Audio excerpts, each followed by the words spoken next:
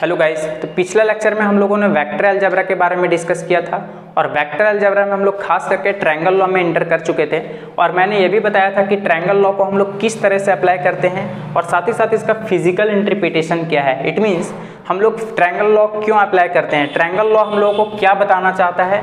It means law को हम लोग लॉ के जैसा नहीं, एकदम बहुत ही बेहतरीन वे से समझाया था। तो गाइस, जो आप लोग ट्रायंगल लॉ के बारे में नहीं देखा है तो पिछला लेक्चर यार पहले विजिट करके देख लीजिए, ठीक है। बहुत ही अच्छा नॉलेज दिया हूँ और आप लोगों को लॉ का फील ही नहीं होगा कि एक्चुअली में ये कोई लॉ है। हम लोग इसको बहुत ही नेचुरल एग्जाम्पल से, बहुत ही बेहतरीन वे से मैंने आप लोगों को समझाया था, ठीक है।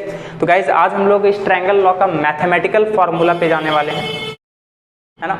मैथमेटिकल डिराइव करेंगे कि एक्चुअली में इसका डेरिवेशन क्या है। तो सबसे पहले यार मैं एक बार प्रैक्टिस करवा देता हूँ कि ट्रायंगल लॉ को कैसे अप्लाई किया जाता है, ठीक है।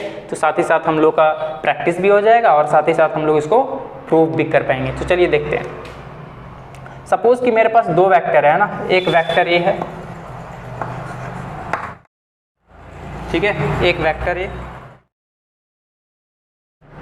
इस डायरेक्शन में और वेक्टर बी सपोज दैट कि मेरा इस डायरेक्शन में है। अगर मैं बोलूँ कि आप लोग यार इस पे एक ट्रायंगल लॉ अप्लाई करके बताओ, तो अगर आप लोग पिछला वाला लेक्चर देख करके आए हो तो यार आप लोग बहुत ही बेहतरीन वे से आप लोग अप्लाई कर पाओगे। मैंने बताया था कि सबसे पहले ट्रायंगल लॉ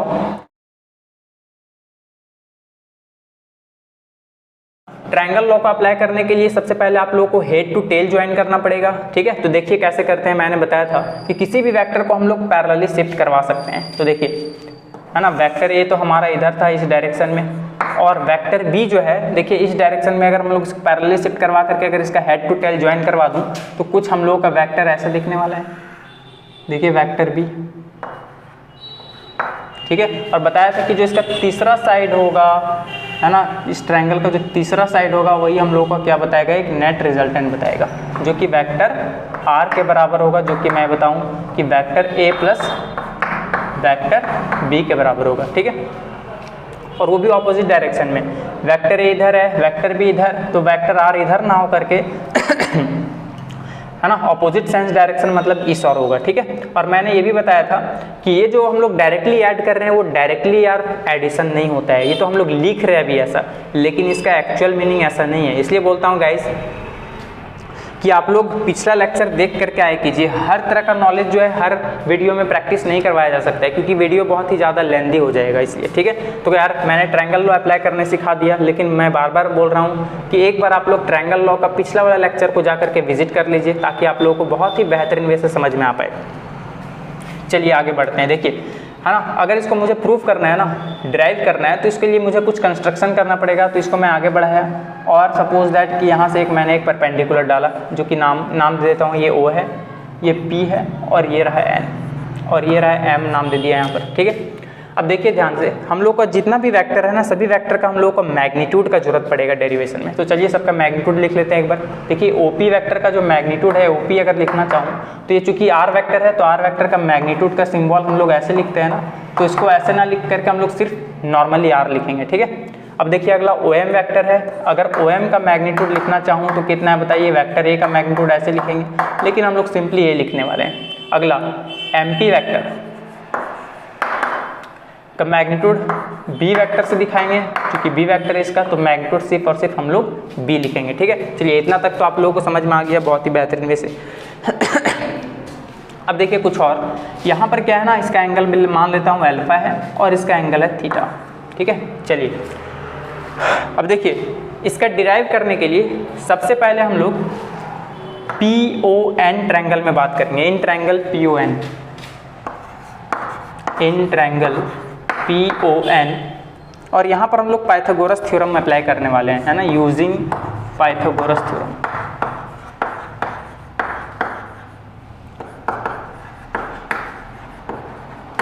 चलिए देखिए, पाइथागोरस थ्योरम क्या होता है, h² = p² + b², यही होता है ना, h² = p² + b²।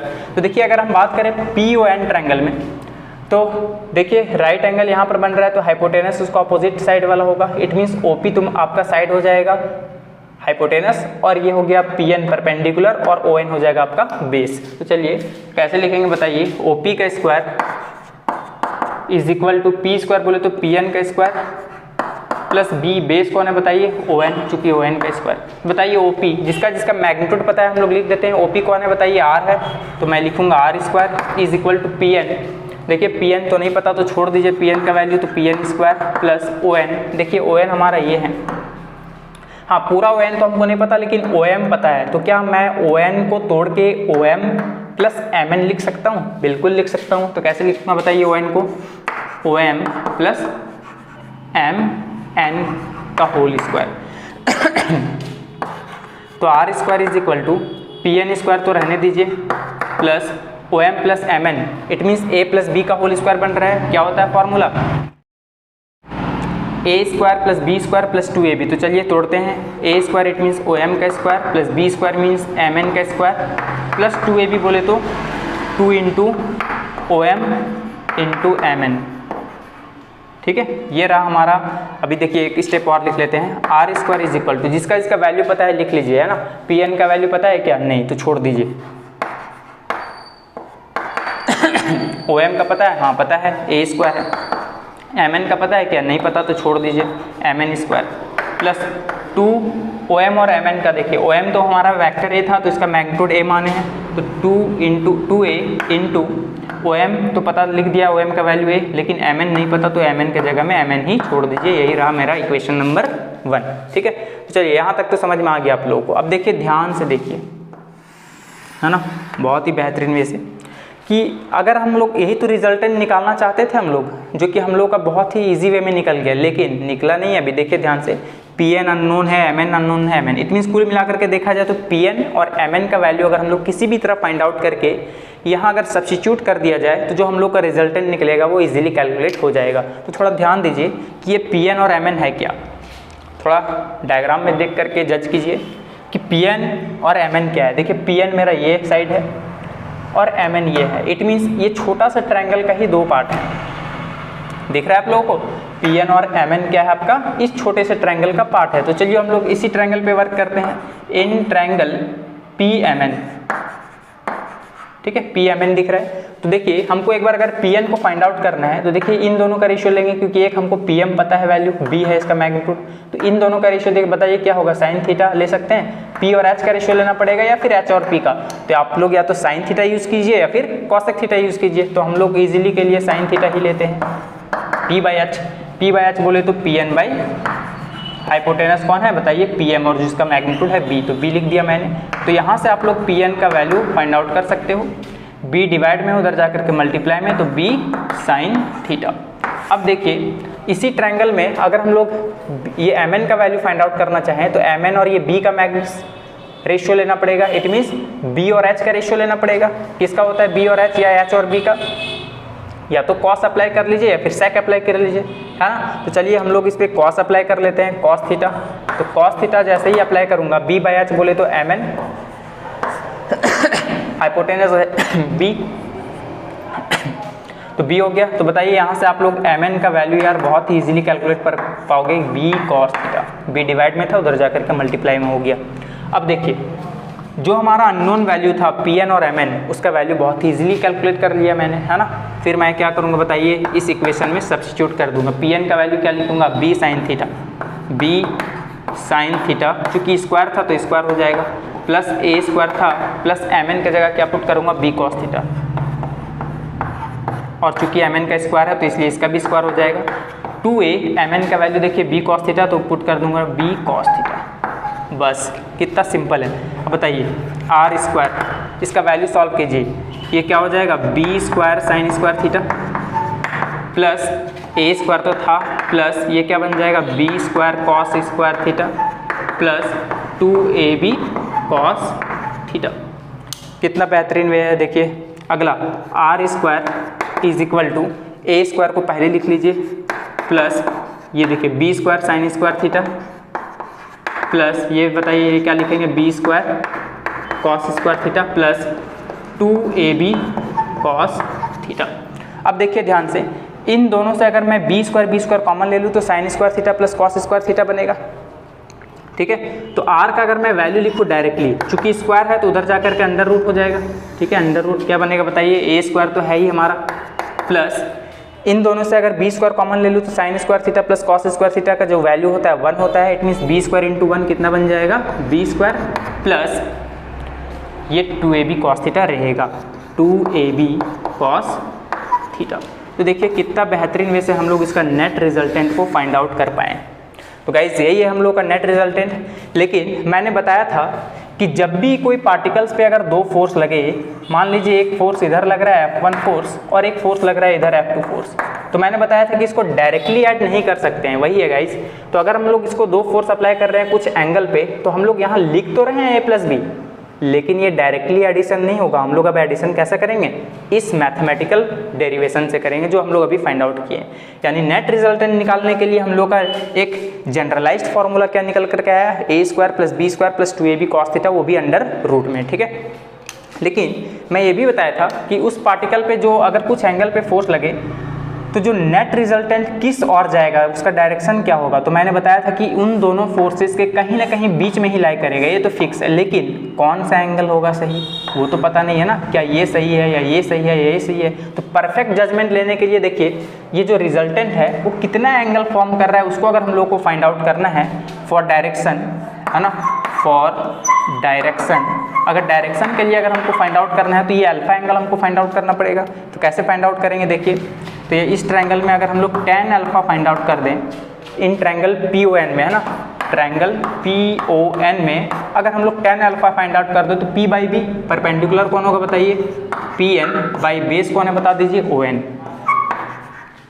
तो tan alpha is equal to Pn का वैल्यू देखिए कौन है, Pn का वैल्यू हम लोग निकाल चुके हैं, b साइन थीटा है। तो यहाँ लिखिए b साइन थीटा बाय, क्या ON का जगह हम लोग फिर से तोड़ के लिख सकते हैं, OM प्लस MN लिख दीजिए, OM प्लस MN। तो देखिए ये tan अल्फा का वैल्यू अगर फाइंड आउट करें तो b sine theta by OM का वैल्यू कितना है बताइए, मैग्नीट्यूड ऑफ A है ये, प्लस MN का वैल्यू देखिए b cos theta find out करके रखा है हमने। तो ये हो गया आपका एक मैथमेटिकल फार्मूला जो कि आपको डायरेक्शन भी बताएगा।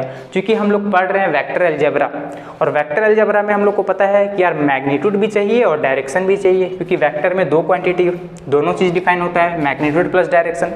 तो अगर हम लोगों को पता करना है कि अगर कोई बॉडी पे, जैसे सपोज कि मेरे पास एक बॉडी है और उस बॉडी पे अगर मान लीजिए कि दो फोर्सेज अप्लाई हो रहा है,